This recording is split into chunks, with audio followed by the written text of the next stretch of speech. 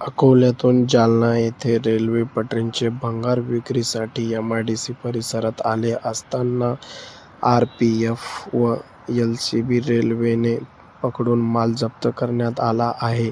सदर माहिती अशी की ट्रक MH21BH 6875 हा ट्रक मालासहित पकडण्यात आला असून आरोपी अमजद शेख वय 33 वर्ष लकडकोट व शेख मोईन शेख अनवर वय 24 वर्ष केजीएन कॉलनी येथील रहिवासी असून पकडण्यात आले आहे.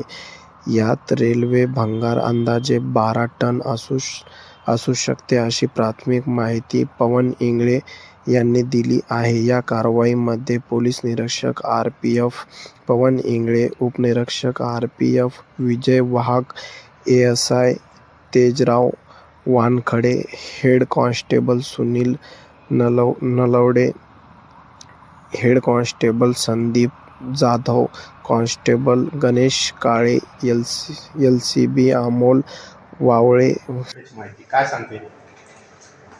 आज सकाळी आम्हाला थोडी इंटेलिजन्स आलं आणि त्या इंटेलिजन्सच्या बेसवर आम्ही धाड टाकली आणि त्यात एक ट्रक क्रमांक MH21BH 6857 त्यात रेल्वेची जी आहे पटरी होती आणि त्यात 2 व्यक्ती होते.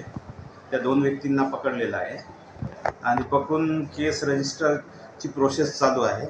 त्यासोबत त्यात कोण कोण इन्व्हॉल्वमेंट आहे त्याची पूर्णपणे ज्या चौकशी चालू आहे. चौकशी झाल्यानंतर तुम्हाला ते कळवण्यात येईल.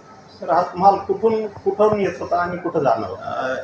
प्राथमिकदृष्ट्या जे प्रिलिमिनरी इन्क्वायरीमध्ये असं निष्पन्न झालं की हा माल जो आहे अकोल्यावरून त्यांनी लोड केलेला आहे आणि इकडे MIDCमध्ये जे आहे डिस्पोज करण्यासाठी आलं.